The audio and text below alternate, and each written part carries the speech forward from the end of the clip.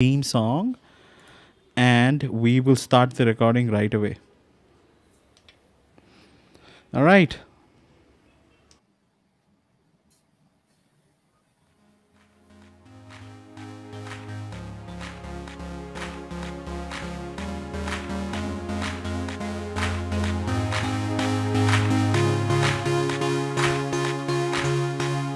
Today we say goodbye yesterday.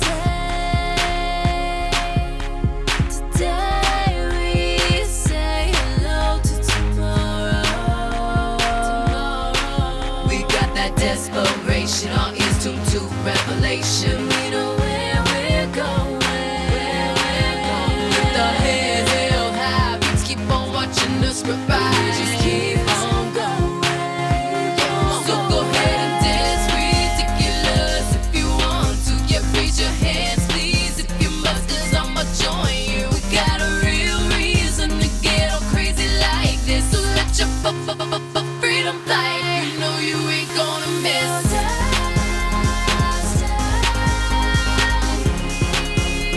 Ain't turning back, we're going higher.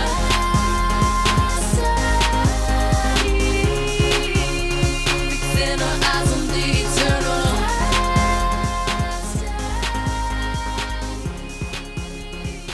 I hope you guys did enjoy that lovely track. It's called Destiny.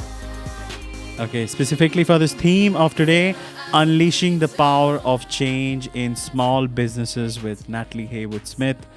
Live stream over YouTube, LinkedIn, and LinkedIn audio. I'm so very much excited to have this awesome conversation with Nathalie. So let me give you a heads up on what the show is going to be about.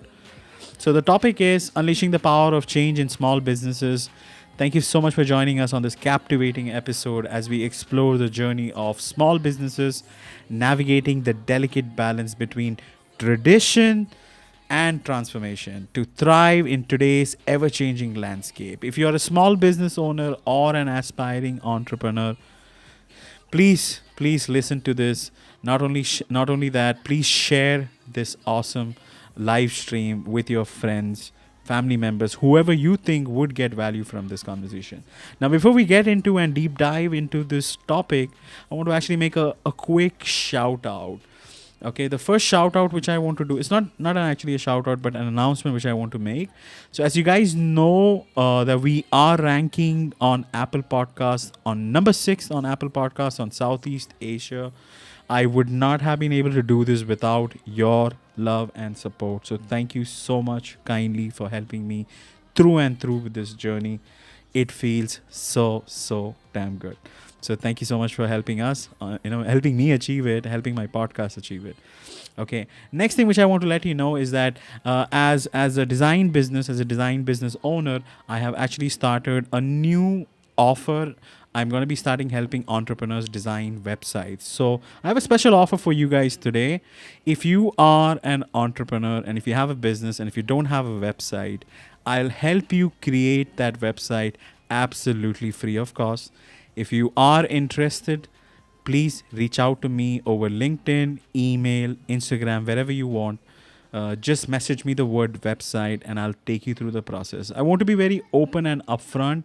The cost of acquiring the domain, SEO, and any sort of web maintenance fees, this is not included in the free website. I'm just offering my talent, helping you to get the website design done. Not just me, along with my other web developers. So this is just a new feature. If you are interested, the first 20 individuals who are going to be reaching out to me, they would not be charged any sort of money to get that website done. So DM me the word website. I'll be happy to help you out. Now let's get into our conversation. So Nathalie, welcome to this live stream which we are having. And just in case if you guys don't know who Nathalie is, Nathalie Heywood Smith is an action-oriented advocate for business development, team growth. She's also a change catalyst, a strategic leader who shapes vision, strategies, aligning people with business with lasting value, with expertise in business development, talent management. Nathalie has empowered startups to scale, prioritize, people-centric programming, and she has founded this consultancy called as Heywood Smith Consultancy to partner with small businesses, mid-sized businesses, building their teams strategically. And lately, besides working with wonderful group of clients in the creative space, she has also been focused on startup called Pocstock, a groundbreaking stock imagery platform. When she's not working, she's doing other dope stuff which moves the needle, and she has fun. So she is an awesome individual. I love having her on the show, and I'm gonna have her more on the show. We will have a few more episodes with Natalie in the next coming season. So welcome, Natalie. Let me have some drum roll, just to just to make you feel good.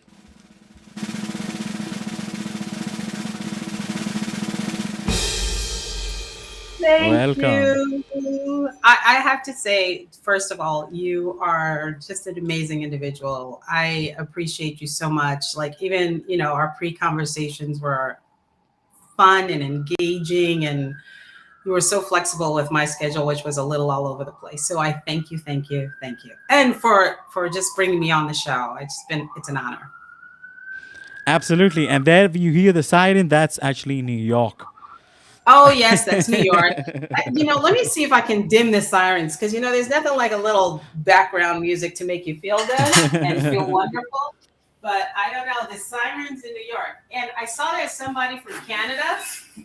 I hope you're okay. I know the Canada fires up there in your area are a little crazy. So I actually just got the wishing you news from well. Natalie about the forest fire in Quebec, Canada. I want to send my prayers to all those individuals who might be affected by fire. Please be safe. You will be in our prayers. And because of this forest fire, Natalie highlighted that the debris and the fire, the smoke and all is coming towards a lot of section towards New York. So people who are being affected, our prayers go to you. I hope you guys are safe. Yes. Same. All right, so I just want to say, a few shout out to some of my friends who joined. Jeffrey has joined. Thank you so much, Jeffrey. Roshan, I see Leslie, and I see Michelle, Carmel, and all the other beautiful people, and even Derek. Thank you so much, guys, for supporting us. Please share the stream. There is a share button on your mobile phone right at the bottom of this, audio space. Please share this, invite a few other friends to join this conversation. So now let me not bore people. Let's deep dive into our topic. So my first question to you, Natalie, is that why should small businesses defy the allure of constant change? Instead, embrace their power of timeless tradition, recognizing them as the secret ingredient that fuels their enduring success in the face of this ever-changing world. The question sounds like poetry. Yes. It sounds a little like, I think that, there's a lot of different industries, small businesses, or, small businesses makes up most of what we would call the businesses that are out there. Even though we're used to the behemoths, the actual number of people in small businesses is much larger. So I think that what's important to understand is that the core of what your small business has to offer is the thing that's supposed to stay consistent and stay intact. We get fooled into changing what we're doing, but it's the tools that we use. It's the way we do our business. It's not that we change who we are. When Jason and I were talking, we talked about the restaurant industry and the effects of COVID and how many small business had to go out of business. But actually, if you stuck to your core, like I make good food, and then you adapt it to the changes in the marketplace. So you opened up a food truck. That's an example of what we're talking about. You don't change who your core is, because that's where your value is. That's who you are. That's the good thing that you do best. That's your talent and your skill. What you do change is how you interact with the changeable marketplace, and how do you adapt to the changeable marketplace. And that's going to be on mindset and maintaining faith in your own capabilities and value. Did I answer the question? Yeah, absolutely. Check in. I have to check in sometimes. Yeah, it's about how you interact. Yeah. It's about how you interact. So technology gets thrown at us all the time. Sure, I'm a food truck owner, and there's a new way for me to track my purchases. Of course, you want to know that, but do you have to also, you know, put in this over sophisticated cashier system? No, you can use something simple like a square. You have to understand what you're doing and then adapt the tools that are out there that are specific to your trade and will enhance what you specifically do, not do what everybody else is doing. And I think sometimes people get the difference mixed up because they're like, oh, I have to do this. Oh, I have to do that. And you can't hop around like that, because then you don't give consistency to your customer base. And one of the things is your customer base wants from you is consistency. They come to you, the service is the same. I get the same level of commitment from your business that I always get. And then I feel trust. And that trust is what keeps the person coming back and the business viable. Absolutely, absolutely. I completely agree with you. What would, according to you, what are some advantages of sticking to traditional things as a small business Uh, owner? Sticking to some of the traditional ways you do your business, trust is actually, you always want, your consumer wants to trust you. They want the similar experience every time, or a better experience every time they interact with you. And experience sounds like a glorified word, but it could be that the experience is these people are so nice and they deliver in a timely manner. That's an experience. When I walk in there, if it's a brick and mortar thing, a business, when I Yeah, the walk in, look, the feel, how people interact, the how feel, they the look. welcome you. When I call for customer service, I get Hmm. consistently, how are you? How can I help you? Someone who remembers or can look in a database and see what your last conversation was. It's like the last time we spoke, you had A, B, and C. Are those still in good standing, let's say? And you can say yes. And now I need a D, E, and an F. And they're like, okay, let's tag it all together. And I know I'm using descriptors, but each industry has its different things. So, if you call your cell company, let's say you have your cell phone company because you have an issue, and you can get someone who can solve it immediately and not keep you waiting in a chat box for 12 minutes because they're doing 17 other things at the same time. It's like that experience of, hey, you're talking to me is phenomenal. So, I that's totally those are agree. things I like think that are many businesses, especially new ones, Natalie, I totally agree. They rely so much on technology that this human interaction is, everything is automatic. And I'm not saying, I'm a big advocate when it comes to automation, but I think that important. there has this human interaction just goes away. And sometimes Hmm. having those traditional mediums just make a lot of sense. Hi, how are you? Like how we are having this conversation. You spoke Yeah. about the fire in Quebec, in Canada. Hmm. There's human interaction that would not Yeah. happen with a chatbot, right? So yeah, Hmm. it makes a lot of sense. And that actually brings me to my next question. How can Hmm. small businesses find that perfect balance between preserving these traditions and also Hmm. embracing the need of change to stay relevant in the world that glorifies innovation and disruption? Okay. So, well, I think that we're really talking about mindset in that case. I think there are key things, and they sound simple in one sense, but you really have to be consistent with your customers. So you have to be consistent in how you communicate. You can't be nice one minute and then be dismissive the next. It doesn't work. You always have to be attentive. Um, you people build their brands and they say like, oh, we're the brand that's going to deliver amazing service. Well, if your brand message is amazing service, your brand standard has to be amazing service too. So when we're talking about consistency and then applying it within your business, that's what we're talking about. um, sure, you keep you keep abreast of changes, in the industry, but you're only going to apply the tools that work for your industry or work for your specific business.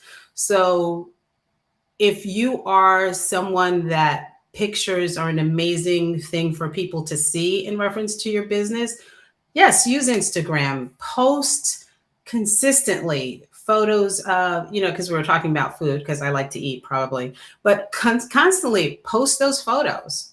Post photos about what your customers look like, their joy, what the food looks like. Really do that consistently and well, and use that tool, because that's the best tool for your business, and one that you can maintain consistent content for and consistently push out. um, with Pocstock, one of the things is we're photography focused. So what happens is we're always pushing out good photography. Here are the images. Here are the photographers that are on our site. Let's talk about how diversity and imagery works. Those are some of the things in our messaging, because that's the mission and that's the power behind it. For myself, when I talk to people about what their goals are, we're talking about, where is your market? Who are your customers? Are you talking to your customers? Are you delivering consistency to your customers? What's the feedback you get? And if you get negative feedback, how do you handle the negative feedback? Do you address it with the person in a professional manner that can reassure them that you would understood? That trust factor is what you're building in all of those moments. And I think that that consistency and communicating consistently and applying your standards is what makes people really confident that they can come to you at a given time in a given moment. And there are ways to do that. There are practical ways to do that. If everybody answers the phone the same way, they're going to be like, oh, I'm getting the same service. If the form that you send out to your customer always looks the same, so they know where to look for the information, that's reassuring. Absolutely. It's not like I've got to bell and whistle everything. You just have to believe a little bit. And when we go back to mindset, believe in what it is, and then Absolutely. continue on that Absolutely. road. Yeah. I want to say, guys, is that, I generally do have pre-calls with my guests before having them on the show. So there's a lot of things which Natalie said to me personally, which she's not highlighting right now, but I know what she's trying to say, and I appreciate you sharing it. Some of the pointers, which Natalie did bring up in our pre-call, and let me just go through my notes. And she said that, first of all, embrace your tradition, because that helps you to differentiate quite a lot, okay, from from businesses which are out there. Second, she highlighted that evaluate the need of change. Do you really need to have that trend? Is it really necessary? What are the potential risks involved if you were to get into it? And she also said that speak to your employees, encourage them to share ideas, research, keep adapting, those kind of things. And guys, this happens quite a lot, because sometimes when we say it on a pre-call, we are like, okay, I have already said this, and it does not come out. So Natalie, it's okay, I got you covered. Okay, but Thank these are the you. things. Mhm. Yeah, I was trying to keep notes too. It's just like, and into those. So yes, those things. I'm going to step back a minute, because I think that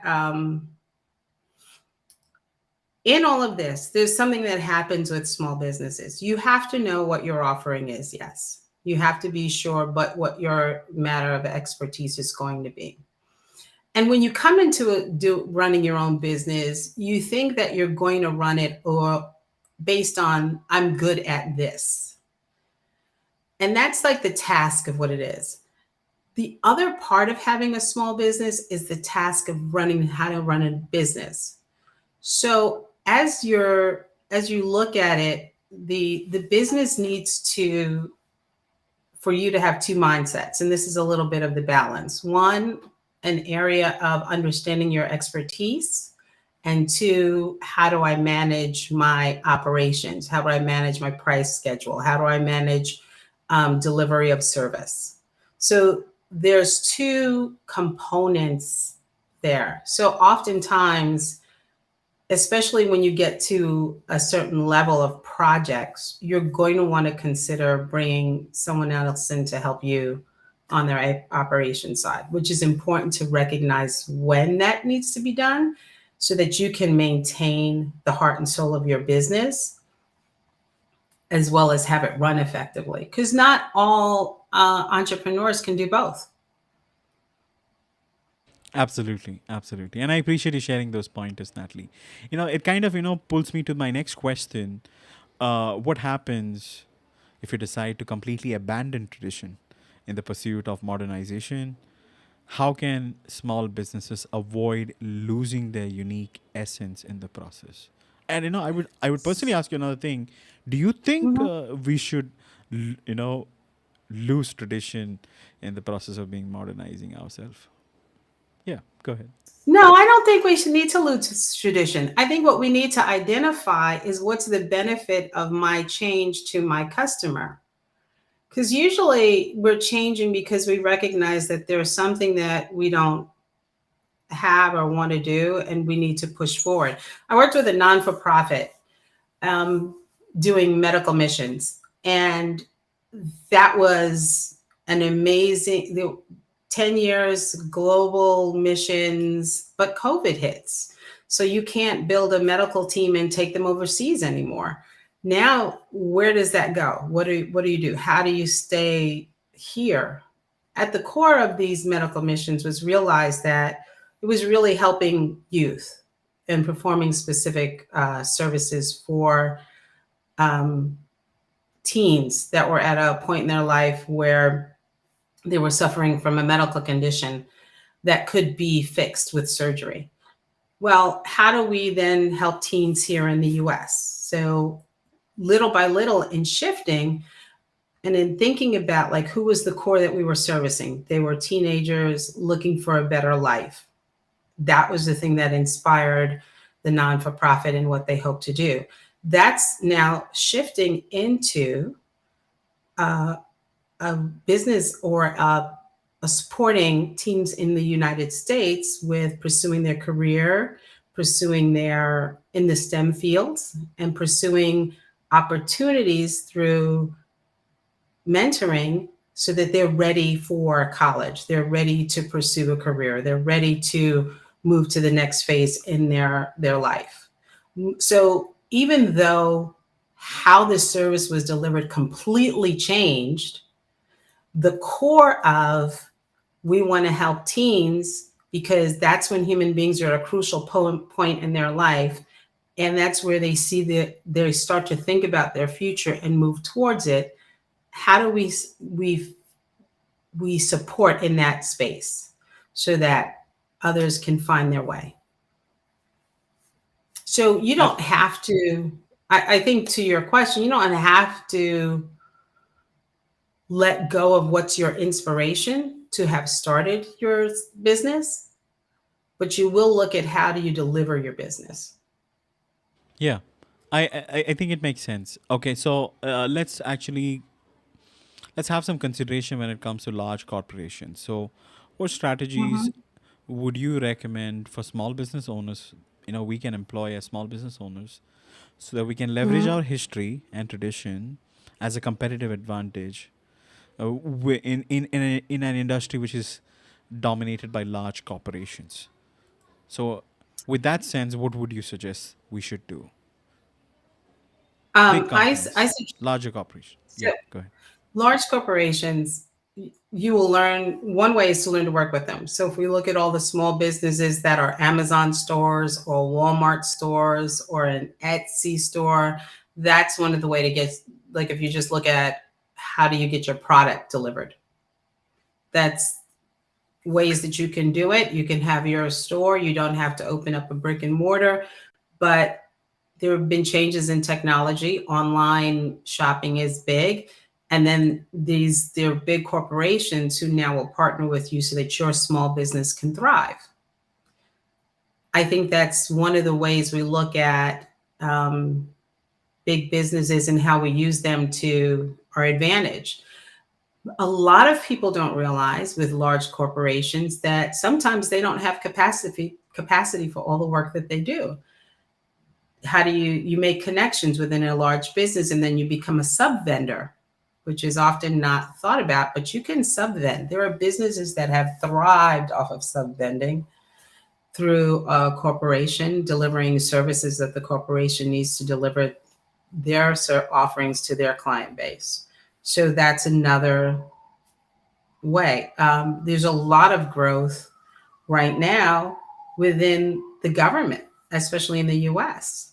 Government contracting. You don't have to bid on everything. There's a set of contracts that are just a pitch that you can go after that aren't the primary, but like the secondary contracts that are smaller, that is more adaptable to a small business.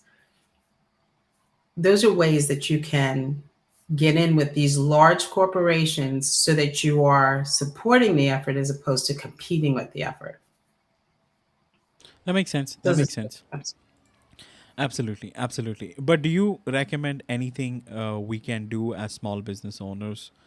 Because we are in this competitive space, right, with larger corporations, and larger corporations, they are big, they have the money, the power to do things.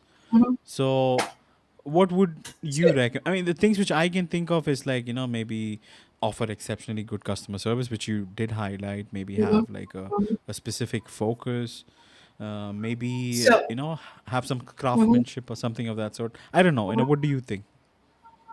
I think that if you know the benefit to your customer that you make, so with services from me, what happens is I know that in the end that my customer will reap the dollars of what I do with them. We consult, we figure out where costs are, we do an audit. My end goal is for them to make money.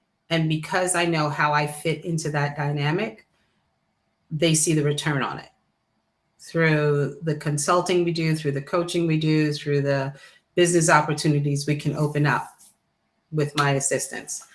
The if we think just about the large corporation, they know what they do.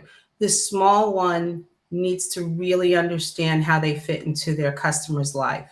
So if it's a story they're telling about their services that will enrich their customers' business, then that would be the way to do it. So I'm trying to give a good example of something that would be helpful. With if we go back to the food truck analogy, I know that, I'm the food truck owner. I do really great rice. The benefit to my client is my customer that comes to me is that the rice that I make, they don't have to go home and make rice now. They are saved from labor. They are saved from gas and electric, whatever, they don't have to heat up a stove. And they are fed and they enjoy it. So if I know what my benefit is to the customer, then I can actually create more value for them because now I'm tied into what their joy is and what their end goal is. And that's the benefit of maintaining who I am. Absolutely. Does that I, make I sense? Yeah, absolutely, I absolutely. realize I used Guys, rice, but well, that's okay. That's okay. You we were trying to make a point, guys. I want to let you know that if you are listening to our conversation, please know that being a guest on a live interview and answering questions is not easy. It's very challenging.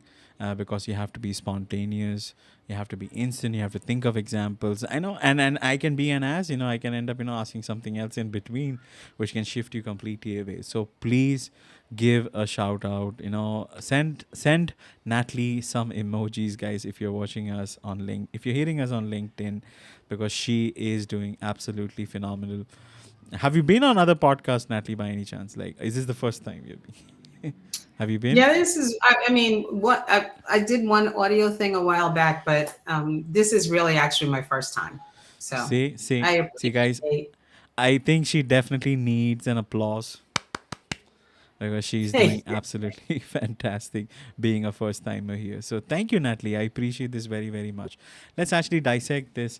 Let's go further. And I see a lot of people actually throwing in emojis for Natalie, clapping, applause for Natalie. Thank you guys for your love and support. I am very, very appreciative of you being so supportive to my guests. So my Thank next you. Thank question, you. Thank you.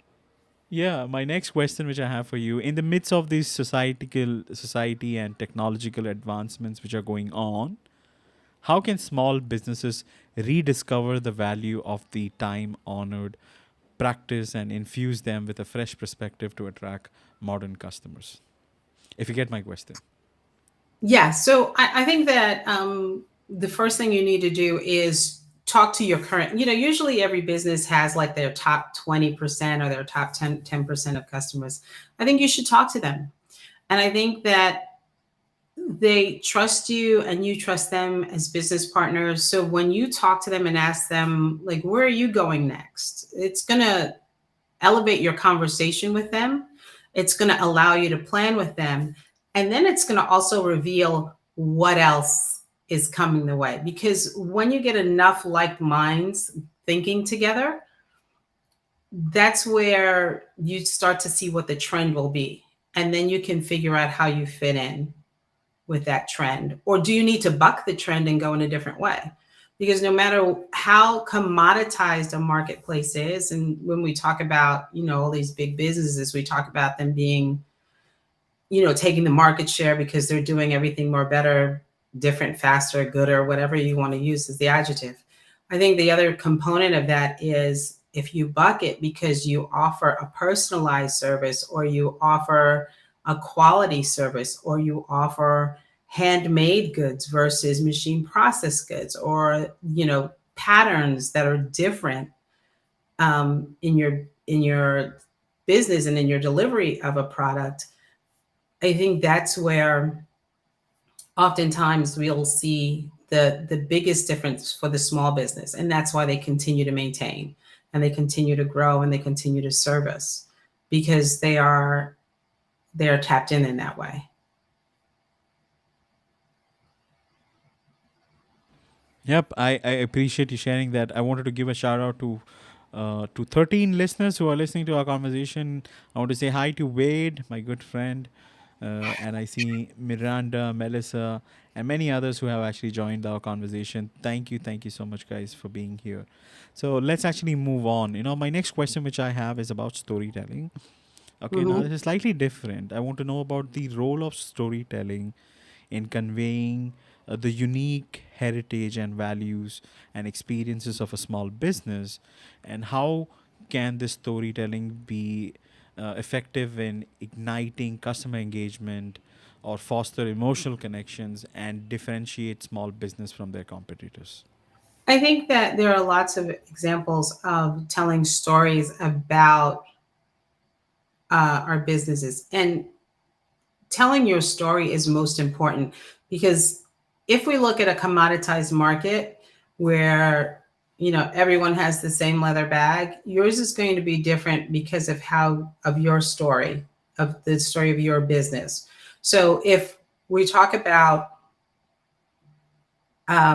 new businesses that are coming up, there's a company out there that's selling wool sweaters, but they talk about how their story is, we went to this country, we fell in love with it, and then we realized there's this great art of making sweaters, and then we realized we could deliver it at an economical price. So we we stayed for a while. We learned how to shear the sheep. When we learned how to, do the spinning and stuff like that. So we were connected to our product and always would be able to deliver an exemplary product. And from there, what happens is once you get back to the US and you start telling people your story, they're like, oh, I want that sweater, because they know what they're talking about. They took time to learn that industry. They took time to learn the art. I want that sweater because it's not just some sweater on a rack somewhere. I'm invested in a business that cares, and I'm invested in a business that cares about me. And that's what the story conveys. The story conveys your passion, your care, and then why that makes sense to the consumer, because they start to care with you and they realize that you care about them. That's why you bother to tell the story. So narratives are important in your delivery of service. If you think about your own personal experiences when you go to buy a wine, right? You go into the wine store and you're looking at the little tags, and truthfully, they all look the same. But the tag that has, this is a full-bodied, best with dessert, maybe you want just a one-off right after dinner. When it tells you the story about this vineyard is located here, then you're like, oh, that sounds better. I want that wine instead. Or you go in and you buy hair conditioner and it says, oh, this is just not your regular hair conditioner. This is meant to hydrate. And it has all these ingredients that will make your hair feel wonderful. And it's on a label and you're reading it, and then you feel like, hey, somebody is talking to me. That's the importance of narrative and storytelling. And I totally agree with you. Yeah, and it ties into some of the things that I was saying before when you talk about consistency and you talk about communicating and you talk about experience, and they may have seemed like far stretched, but winding them all into, it's the narrative that you're actually telling. That consistency in messaging is what is bringing your customer back. Now, when you're a small business, it might sound that that's completely so much to do. I've got so much to do, but it doesn't take as much as you think it is. Stick to one small thing. So when we talked about social media, if Instagram is the platform that's best suited to your business, then always tell your story there. Don't worry about TikTok. Don't worry about Facebook. Don't worry about any of these others. Stick to that. If you are B2B and LinkedIn is the place that you communicate about your business, stick to it. Don't worry about all the other platforms because you don't need them. There's an audience baked in right there that can help you get where you are. I want to add something else to the conversation that's really important, and it's your circle. The circle of trust you create for yourself, which are people that are either in your industry, out of your industry, but that you can go to and have places to spin ideas, to ask questions. They have expertise in different areas and some in the same areas, but they're the one. You need to build that small circle that you can count on that isn't your cousin Bob or Brilda or your best friend Pete. You need a circle of professionals that you can trust and talk to, who will honestly give you feedback on, that sounds stupid, don't do that. Or did you think about this? Did you think about the customer? Did you think about transportation? Did you think about how you're going to do your accounts payable? Like, you need that circle, and you build it one person at a time and little by little, and you probably already have them. You just never thought about leveraging them. You never thought about leveraging that community that professional community that you already have to get more information, to bond with, to build access to different opportunities and different communities. Knowing your small business association could be a great community for you, depending on what city you're in. Joining a chamber of commerce could be a great opportunity, depending on where you are. Investigate those things, because you need that circle around you because that's going to be supporting you. And they'll tell you, like, oh, this is going on. Did you hear about so and so? Did you try this method? Did you try this technique? It'll also keep you from getting swallowed up in the technology of everything is this, everything is that. It'll keep you grounded so that you're not going off into every different fad all of a sudden trying to save your business when all you needed to really do was stick to what's my expertise, how do I deliver it well, how do I operate on the flip side so that I make sure my pricing is right, my billing is right, am I talking to my customer base so that they can inform me of what's coming next and keep me apprised of what their needs are so that I can start to fulfill them and plan against that and goal set against that. I kind of like wrapped a lot of things up in there, but I'm hoping that you got the gist of what I meant. I think people understand it. So I appreciate you sharing that. All right, so I just want to let the people know who are listening to us that we would be opening up the floor for Q&A. If you are interested, please raise your hand, come up, ask questions directly to Natalie. If there's anything you like to share, please do not hesitate. Please contribute and make this conversation even wonderful. I'm going through some of the chat and I see Marcello said hi. I think he's from Atlanta, Georgia, who's listening to us on YouTube, I think. No, on LinkedIn, actually. So thank you so much. And let me see if I have any other comments. I see another LinkedIn user. Hello, good day, everyone from Niagara, Canada. All the best. Yup, thank you. And who else? Another LinkedIn user said, thank you, team live, stuff like that. So, yeah. Okay, so if anybody else is interested in joining the stage, please do come up. And while we are actually waiting, I just want to go ahead and ask just a few more questions. Then I'm going to play an ad and we will start with Q&A. All right, so the next thing which I want to ask you is that while I was going through your bio, okay, I'm a big supporter of my mom and dad. So when I asked you this question, who was your biggest influence and inspiration in your life? You said, my dad, because he taught me to be curious, and my mom, because she taught me humor. So I like our listeners to actually know a bit more about who Natalie is. So let's hear it. So I identify as Jamaican, though I'm in the United States. My parents are immigrants from Jamaica. My family, so many of us migrated either to the US, to Canada, or to England. So those are my ties culturally.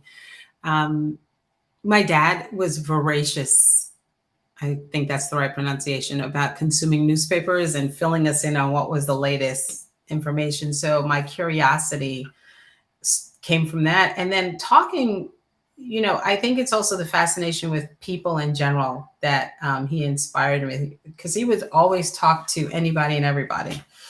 My mother was very much the same, except she was always cracking a little bit of humor, and she was witty. It wasn't so much she cracked a joke, she was just witty. So there was always laughter in our house. There was always laughter in our house, even when the things weren't all that great. I have a sister and a brother who I adore. I have 3 children who are my saving grace. And so I am thankful that God has blessed me with such a wonderful family. Cousins, aunts, it was always a laugh when you got us together. And then, I was going to go to law school and got sideswiped by staffing. So I went into recruitment for a while and new business, and grew a division out of nothing that became quite a popular little place to find creative staff. So I have an interesting mixed background of why I understand and why I combine my abilities to understand how business should strategically grow and the components that you need with talent management. And a lot of what makes a company its best is the people that they bring in. So you, as the entrepreneur, have a place and an expertise that people want. And I think you need to strongly ground yourself in knowing how good you are And if you ever forget, read your resume. It'll remind you that you've accomplished a lot and you still have more that you want to do. And that's why people are coming to you. Did I tell you a little bit Absolutely. more about me? Yeah, why not, Natalie? It's Did you your get some show. impressions that were good, Yeah. hopefully? Yeah, why not? Why not? Go ahead. Please speak as much as you want. Tell us. We want to know more. I want to personally know more. Go ahead. Oh, wow. So, what else can I say? I love traveling. So, you could tell me we're going any place in the world and I'll go along. Um, Just a I while back, like, she said she's coming to India. yes, I'm going to go and stay with Jason. I'm going to stay Good. with Jason. And I am thankful. I know so many people around the world, and I've worked with some amazing, amazing people um, in helping them really start their career and also start their businesses. So that is, there's a place where what it is for me is I like to see that I've helped create something that wasn't there before, because what I end up doing is being able to create a legacy um, of contributing to businesses, whether they're small ones and helping them get to the next plateau in their business, or it's building teams within a corporation or a business unit because we got the right person in who took the business in a different direction. I just find that I'm like a turnkey because I come in and I can think with people. I think if you ask me my superpower, it's that I think with people well. So it's just like, tell Oh, me what it is that and was a let's part of go rapid ping. fire. Come on. Yeah, I've got enough information to be dangerous, I think is what it is. But when it comes down to it, it really is, I want to go here. How do I get there? And being able to dig into a business and understand, you do a little bit of an audit initially to understand where the business is, how it's operating, how they're moving forward. And then you can pull out the ideas of, oh, have you thought about changing your rate sheet slightly? Because some of the changes a small business needs is maybe one in a key area. It's not across the board. And maybe that's an important thing to take away. The changes don't have to be widespread and across the board. It could be one or two things that just turns the key and you flip up. But until you sit back and take stock in what I have, this is where I am, and then look at where I go next, you're more so overwhelmed by being in the trees instead of being able to look at the forest. So I think that is what's important as a small business owner, and identifying and holding on to who you are at your core. Is there Absolutely. is there is there like, when you think about a specific, because businesses are either B2B or they're B2C, and then you have healthcare, and I've operated in several different. Hmm. Um, so I always find that it's nice to give a 30,000-foot view, but specificity is the most helpful if Yeah. we can stick in. And you know, the other key thing is, if you're going to ask for advice, you might need to follow it. Even though people give advice, funny enough, I read this statistic not too long ago. Um, 5% of people take the advice they're given. And that's why there is so much that falls by the, businesses that fall by the wayside or don't get to the next step or can't, push themselves forward. It's, you sort of have to listen. It's not always I know best. And so when we go back to the comment about mindset, some of that shifting has to be realistic with yourself. How big do I want my business? How big do I want to grow?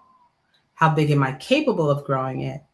When do I hand off, which we talked about a little bit, when do I hand off a portion of the business for someone else to run? When do I start to bring in experienced staff that has some expertise in the area that I'm in to add on to what my offering is?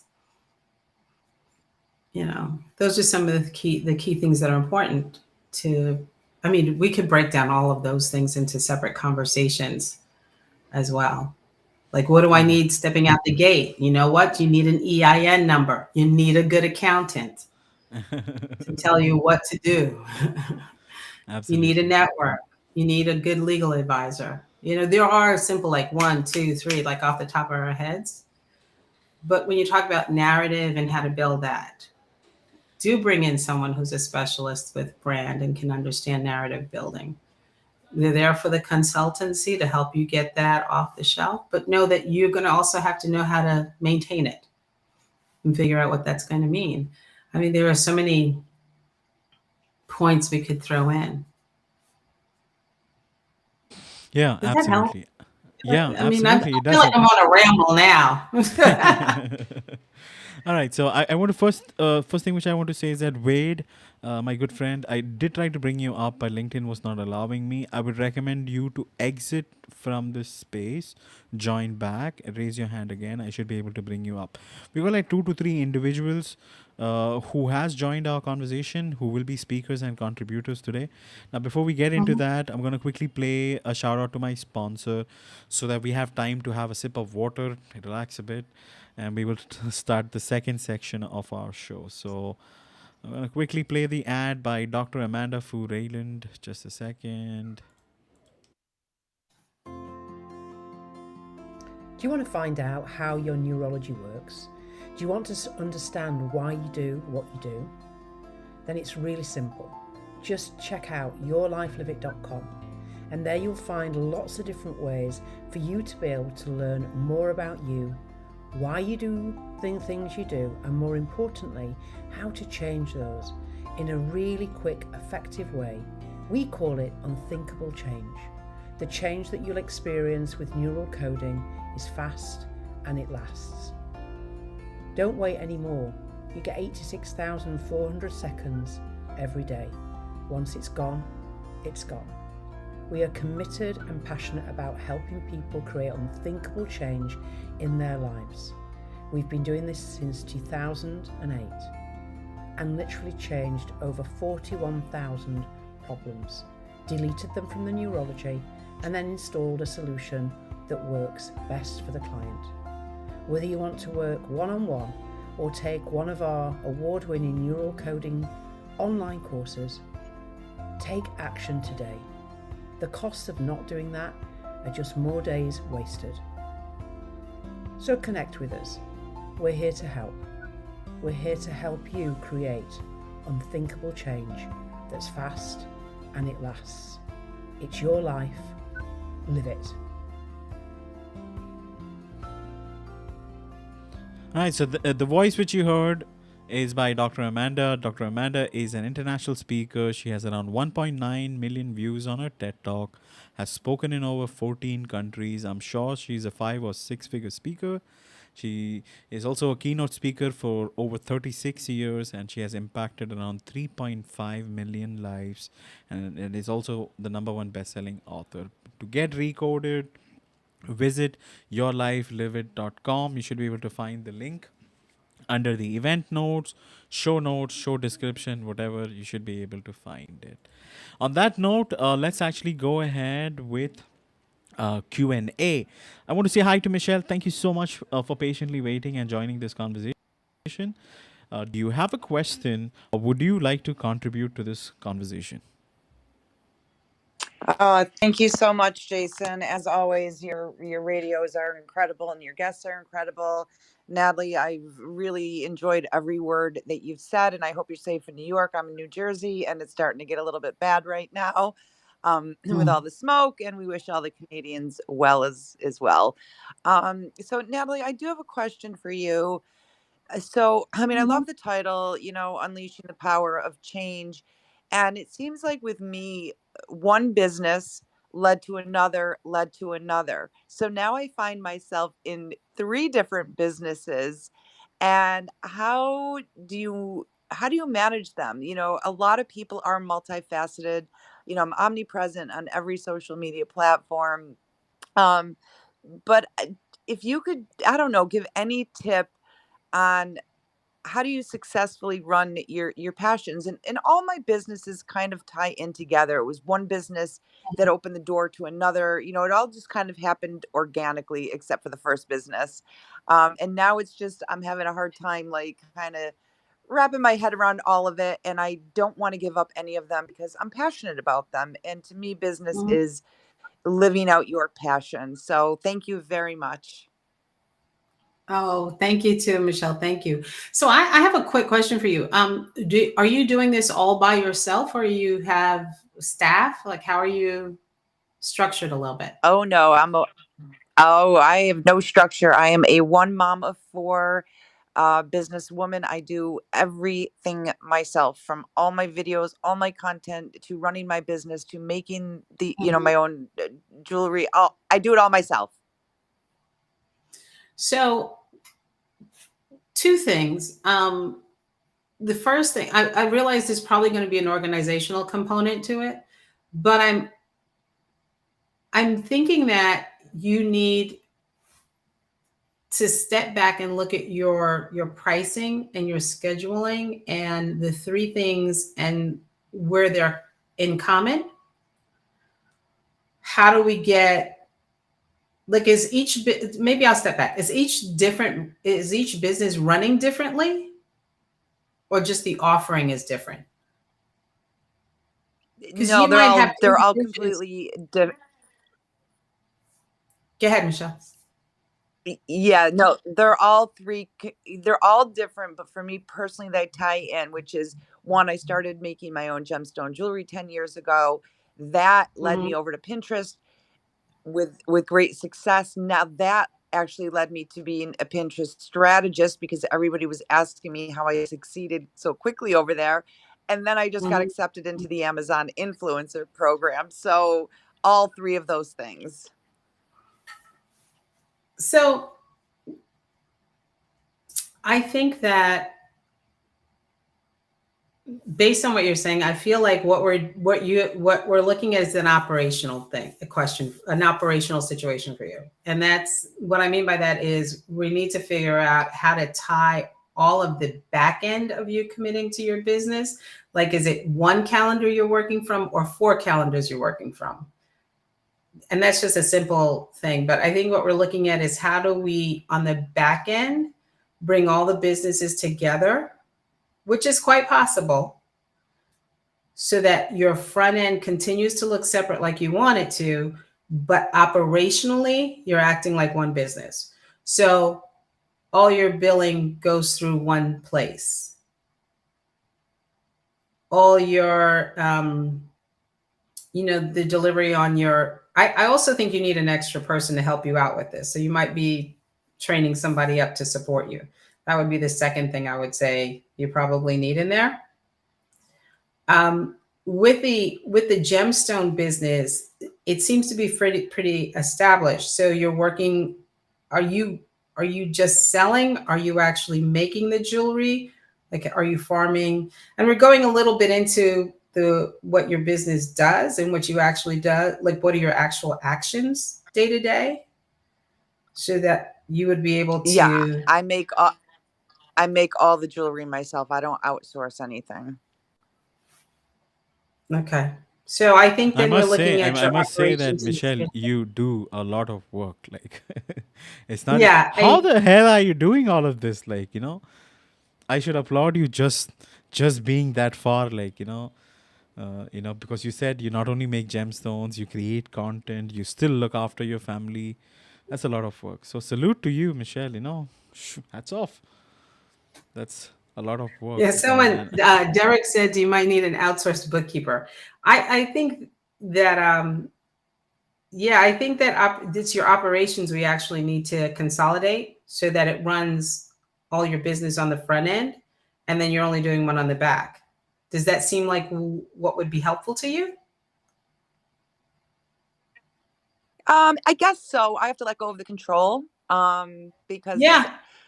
I mean, I hired a VA. I had to let her go because her content wasn't anything like me. So my content across all my businesses is actually very similar. We're on the front face of the camera. So it's Mhm. letting go of control. I hear you though. Yeah, there is a letting. Okay. So the letting of control is a shift in mindset. With what you do, and can you accept that someone is going to do it differently than you? The content, I mean. No, the content, I can't let that go. I've tried it, and no, I can't let the content go. Is it I because it's think not as good as, or I feel because? Natalie, I think you guys should have like a much more deeper conversation, because I don't want Yeah, Michelle there's. to give out Mhm. personal details about her Oh yeah, business on yeah, a that's live true. show. So, Michelle, I would recommend you reach out to Natalie.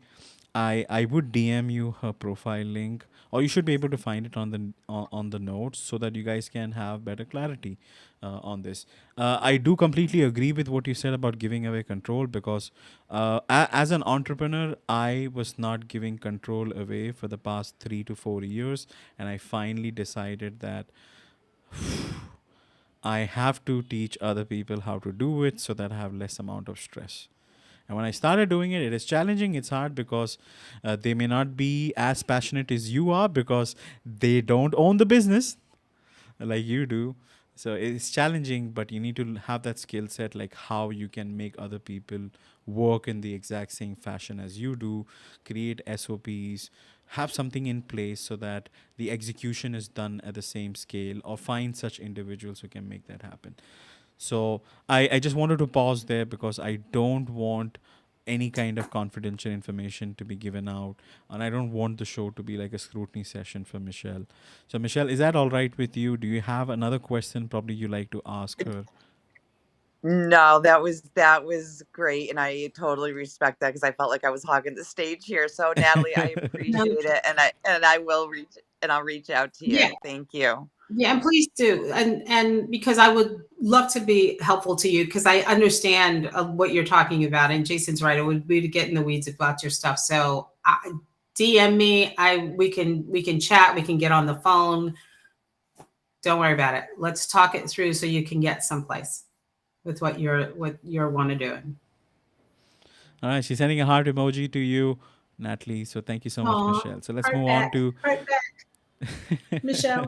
v- virtual heart being sent back to you, Michelle. Thank you so much.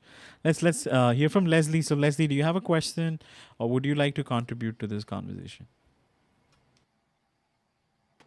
Hi, Jason. Wonderful conversation today. No, I just wanted to share. I completely resonate when you mentioned, wearing different hats. And it's sort of like I'm a mom of three boys, native New Yorker. It's so great to see my husband's a Jersey boy. But at the end of the day, just letting and allowing other people to be integrated into your business is really tough. It's like getting a sitter for the first time with your first child, and putting that trust. It's really like a baby that you have brought into this world, your business, to nurture it, to groom it, and hoping that they have the same kind of expectations and goals that you have.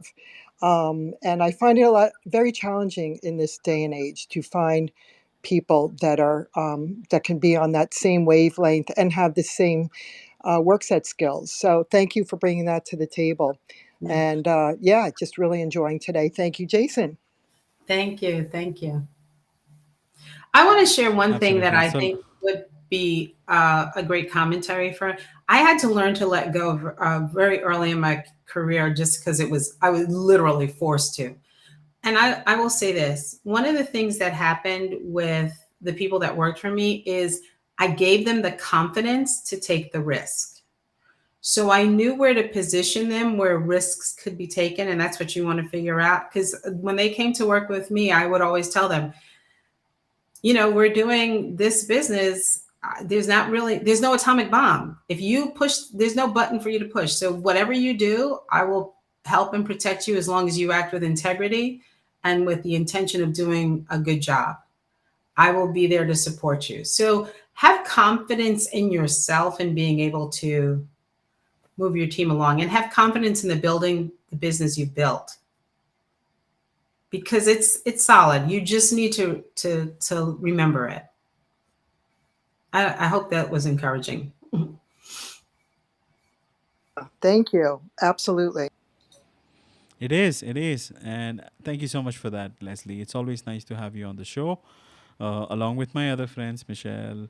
And I see, I'm so sorry we could not bring Wade up. I see my friend from Australia, Thomas. Let me just check the time in Australia. It's around 1 a.m. in Perth. Ooh, thank you, I'm not sure in Thomas. Melbourne. So thank you, Thomas, for being here, being a part of this conversation. It really, really means a lot. Thank you so much for listening to us. All right, so let's actually give the opportunity, the mic to Miranda. Thank you so much, Miranda, for joining us on stage. Please note that this conversation is being recorded. Do you have a question? Is there anything you'd like to contribute to this conversation? Please go ahead. Yes, thank you. I do. I do have a question for Natalie, and it's about community building. I was wondering how you go about building community around a product, a service, or even a mission. Because I own, I'm sorry, I'm the founder of a nonprofit organization. So I was wondering, does it differ depending if it's a product, a service, or a mission? And just how you go about building community. Thanks. So it's similar. It's similar traits from place to place. It's just going to be where you focus your attention. So you're in the nonprofit space. You want to be committed to a community that is within the area that your nonprofit focuses on. So if you're focused on kids, you want to be with educators, and you want to be with educators is the first, parents and other communities that focus on a similar offering or do a similar business or service, because that's where the intellectual capital is that you want to trade off your intellectual capital for their intellectual capital, so that you actually are talking to people with similar interests and gaining ideas and possibilities. They're also the people who are going to mention you when you are looking to find other services, or find participants for your non-for-profit. I'm not sure what space you're in, so whatever you would need in that community. Does that help a little bit? Yes. I have Like, what a are you few doing things. now? Mhm. Yeah, I have a few things going on. Like Michelle, I have a app service for Mhm. the special education community. So I'm in education as it relates to the IEP communication process and improving Mhm. how schools communicate with parents. And I'm also in the biblical literacy space. Like that's the Mhm. nonprofit mission to increase biblical literacy. So um, there's a connection. It may not be an obvious one, but the connection is solving problems. That's who I am. I'd like to think that everything that I do is to relieve a pain point, because that's the plan. That's the goal, to relieve a pain in some area.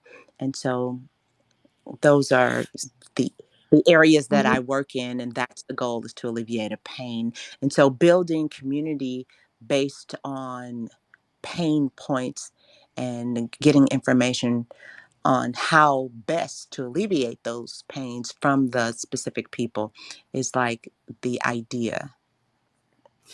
So let me ask you, do you ever go to conferences with other, like if we look at the biblical one, where you're going to have pastors and other figures in that are interested in biblical services of any type? Like, do you participate in your industry, so to speak? Yes, I participate in my industry by teaching an international Bible study. For the last 2 years, I've been teaching that Mhm. online, where we I we study one chapter in 1 hour. That's the name of the nonprofit, one chapter in 1 hour. Mhm. And we've been doing that for the last 2 years, and we've studied 29 of the 66 books of the Bible. So my connection is actually just in the work, and I've reached out to a few folks here on LinkedIn who are also small business owners who are also in ministry, and we have some collaborations planned, but that's truly the extent of it. I haven't necessarily attended any conferences or anything like that. Yeah, I would start for you. I would start with events. I would start to go to events because you're insulated that you're only dealing with people that are directly connected to you. Where if you were at an event, you would start to connect with a wider range of people, and just start introducing yourself and what your offering is, and you will find then you'll get more responses. And then when you post on LinkedIn about these things, you'll find that people are starting to find you because the algorithm you're pushing the algorithm to respond to you on LinkedIn.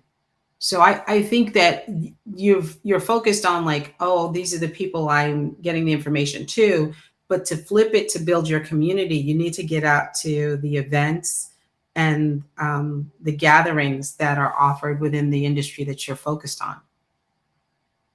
Does that make sense? It does make sense, but in at those events, I would be a spectator and not a participant. You Do you can be, and you understand? would talk to people, but it's going to take you a little Right. out of your comfort Network. zone. You're networking. Yeah, you're networking. Yeah, It's gotcha. like a big Gotcha. tea party, and you just want to meet all the guests at your tea party. Think of it that way.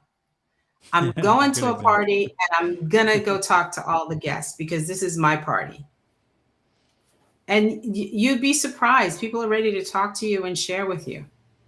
And do smaller ones to start. Don't do something, huge and over the top. Do a smaller one. And little by little, you'll build momentum and you'll find your community builds. And it's not like one, then two. It's like you get to two and then it comes four, and four becomes 16, and 16 becomes what's 16 times 16? Whatever square root of square 16 squared is. But that's how it grows. I feel, Miranda, you should book a consultation call with Natalie directly, and you should actually dissect this a little more, so that you both can get equal clarity on this. I don't think it would be justice for us to have this conversation and figure out a solution right away. I would encourage, Miranda, I would send you Natalie's profile as a DM. Please reach out to her, take advantage of her, brainstorm, because I think when we brainstorm, we find good solutions. And you never know, maybe something very simple as what Natalie suggested. Would that be all right with you, Miranda? I'm sorry. I got a call. I heard everything where you said reach out to her. You'd send me Uh-huh. a connection Yeah. in the DM, and then I got a call, and I didn't hear anything after that. Yeah, I was just asking, is that all right Yeah. with you? Oh Yeah. yes. Reach out. Oh yes. Absolutely. I must say, Miranda has such Thank an amazing voice. Natalie, did you observe that? She I has did. I a did. really cool voice. I love how you I sing. Uh-huh. Go ahead. I Go loved it. ahead. I think we could do something to I could be helpful to you because I understand what you're saying. So please, please, please reach out to me. Absolutely, absolutely. Please continue to be on stage because I think it's time for us to start rapid fire questions. Rapid fire questions, the fun side of things. All right. And there would be one common question which I would be asking Leslie and you, Miranda. Please participate because this is where the fun side shows up. This is where the humanistic side shows up. My first question to you, Natalie, though, is that if you could invent a completely useless but an amusing gadget for yourself, what would it what would that do? Like what would it do? Oh, a completely amusing and useless gadget Yes, for yourself. Yes, what would you do? for myself. What would it do? Yeah. What would it do? I would invent something to constantly keep my hair hydrated and fixed, so I never have to comb my hair again. I would create a mini a mini hairdresser in a kit that I would just walk along and she would fix my hair as I go. It's a little vain, but and the A mini second thing I would robot. Yeah, go ahead. Mhm. Go ahead. A Second mini thing. robot to just fix my hair. And the Uh-huh. second thing is, and this is, I don't, a mini liposuction device so that every time I ate, it would just suck the fat out and I would forever be thin. Not skinny, just shapely. Shaping it. Okay, Mhm. so yeah, these appear to be quite useful stuff which you like to have, but I will roll with it. So thank you so much for sharing that. Okay, so next question which I have for you. What's the most embarrassing song you have on your playlist which you secretly enjoy listening to? The most embarrassing song that I secretly enjoy. Oh, Freak in the morning, Freak in the evening, just like me by Anita. I can't remember. It's like it goes way back, but it's a little raunchy. I do Freak have a by dark Anita. side. I do have a dark side. I'm trying to keep it, undercover, but I do have a dark side. All right, all right. She has the dark side on the dark side of entrepreneurship, you know. That is super, super cool. So Freak by Anita, that's the song. I've not actually heard it. I'm gonna listen to it once we finish our recording. I I'll want to send it see, to you. yeah, what kind of headbanger is this? You know, is it Mhm. like a It's like EDM? from Is the it early 90s. I think it's from the okay? early 90s. I think BMG Music or Columbia Music put it out. Uh-huh. If you All were right. clubbing at that time, it was out. Makes sense. Okay. I got one more question for you, and then I have a common question for everyone on stage. Okay. Now, if you had to create a new holiday about embracing change while sticking to tradition, what would it be called and what would people do to celebrate it? It's related to the topic. Do you want me to repeat that So question again? yeah, repeat it again. Okay, okay. If you had to create a new holiday about embracing change while sticking to tradition, what would you call it and what would people do to celebrate it? You got some tricky questions up your sleeve, my friend. Um,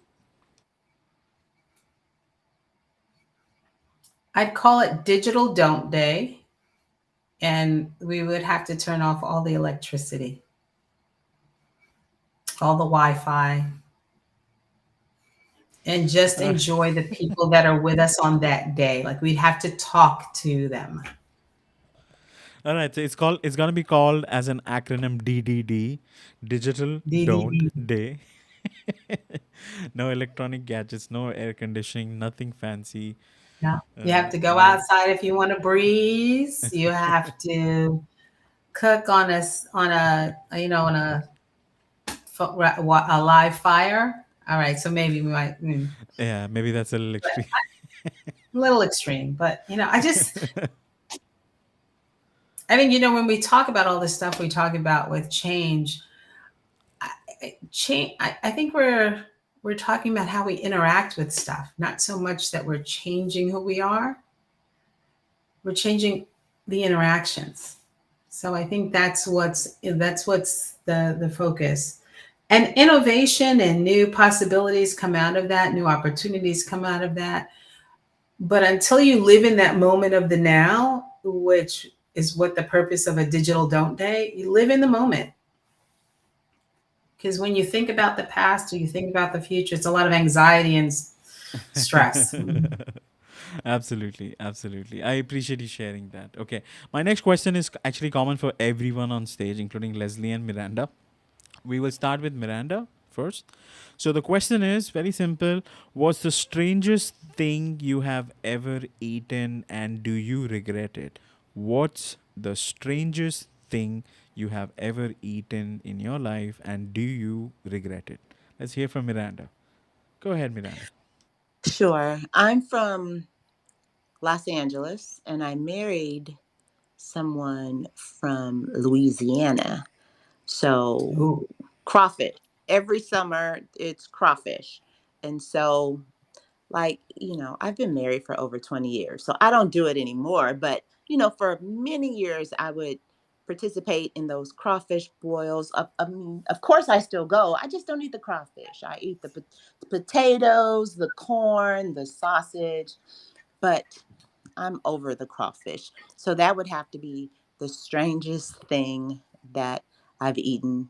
And I don't do it anymore.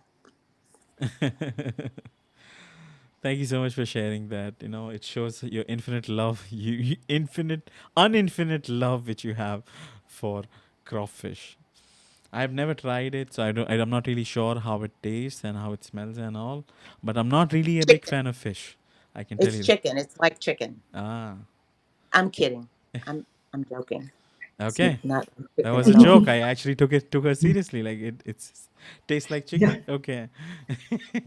All right. Okay. Let's hear from Leslie. Okay, Leslie. Same question. Is there any kind of food which you had you kind of regretted? And yeah, go ahead. Yeah, yeah. Well, I'll tell you two.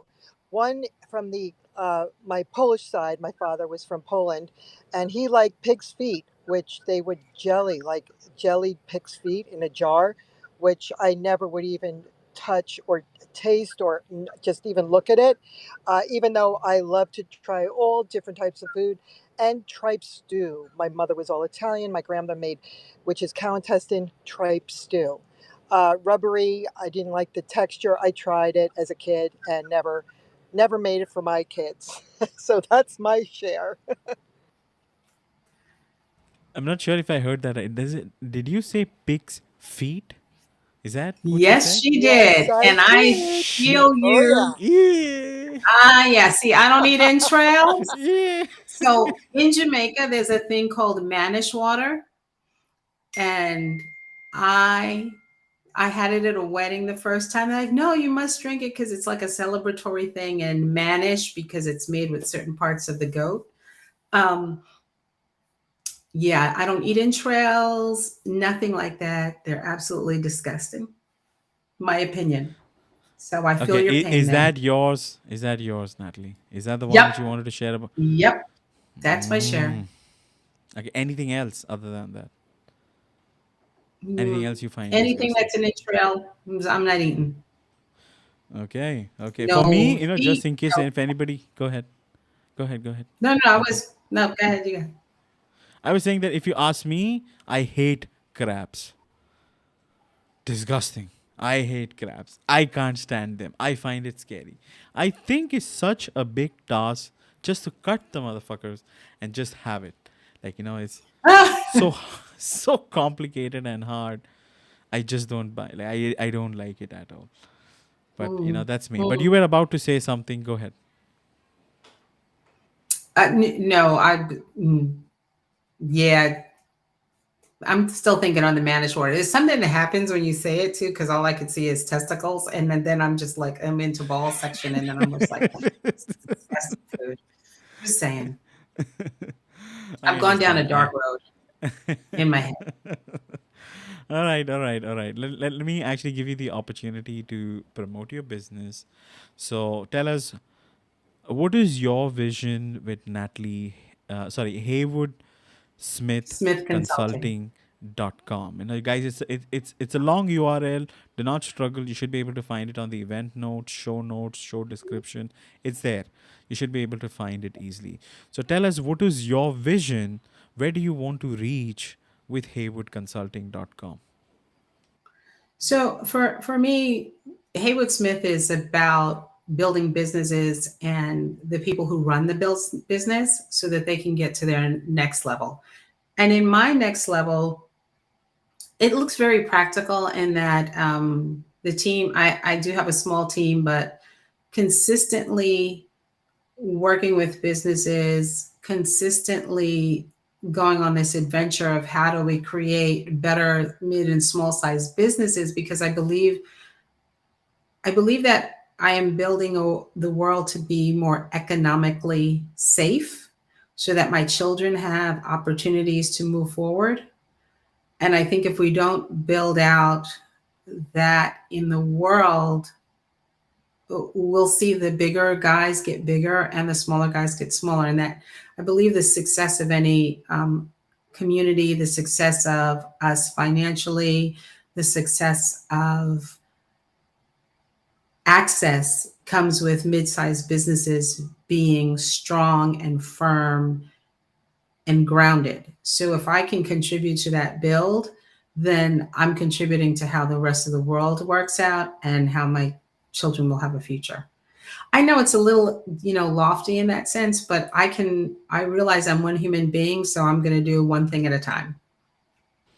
And there's nothing wrong in it. I'm definitely with you, and that's what you should do. Yeah. I appreciate you sharing Because that. Is there any sort of promotions, upcoming event, or anything you like to promote on my show? I want to a couple of things. I'm the player in the background, so right now, to the point of Pocstock, which is POCK, POC, and then stock. It's people of color, stock photography. So all the images are on there of people of color in different venues and different settings. And the point is to really change the way we see each other in media and advertising, in marketing and communications, because too often when we look at all these things that are happening specifically in the United States, we realize that people get their impressions of others from media. They've done a number of studies that show that. So if 70% of our world gets their information about another community or culture from looking at television, and they're not authentically represented, then we end up with perpetuating stereotypes that are damaging to both sides of the coin. So what I do with Pocstock is I help them build. I have helped them create amazing contracts with large corporations and global entities. We've done some great project with global entities. I have an ability to help businesses grow. So anybody on this call, feel free to reach out to me. We can have a conversation about what my capabilities and possibilities are. I would be glad to help you out. I really do believe in working with people because I feel like it's the thing that helps me push the world forward. So Heywood Smith Consulting is here to help businesses and individuals grow, in a nutshell. Absolutely, absolutely. So, so that's HeywoodSmithConsulting.com, and that's Natalie, whom the voice which you are hearing. Please reach out to her for help. And even if you're thinking about change, transition, transformation, if you're struggling with those kind of things, it's just good to just have a conversation and figure out how you can necessarily handle these kind of things. And I'm positive Natalie would be able to guide you and help you and streamline things and organize things and help you out in that fashion. So I want to personally thank Natalie for having this spectacular conversation with me. It's so damn good to have you here. I thoroughly Thank you. enjoyed this conversation. And if there is one thing you want people to take away from this conversation, what would that be? I would want you to know that your business is solid, your skills are incredible. Just focus on what your benefit is to your client, and you will have the success that you are looking for. Absolutely. I could not agree more. I appreciate you sharing that. I want to quickly give a shout out, not a shout out, but again, I don't know why I keep saying shout out, an announcement towards my next show next week. So, just in case if you guys are new, my show is hosted live every Wednesday at 12 Eastern Standard Time. So, next show is How AI is Reshaping Creative Industries with Heather Crank. She's an amazing individual. She's a motion graphic artist. She's heavily into AI and art, which is created out of AI. So we would be deep diving and having such a creative conversation next week. I would highly encourage you to RSVP. The event details are listed under the show notes. On LinkedIn audio, you should be able to find it. Or if you're on LinkedIn, if you can find my profile, go to the featured section. you should be able to find it. On that note, I wanted to personally thank each and everyone who made this conversation a success.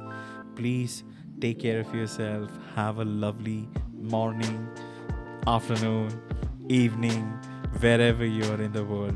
God bless you guys.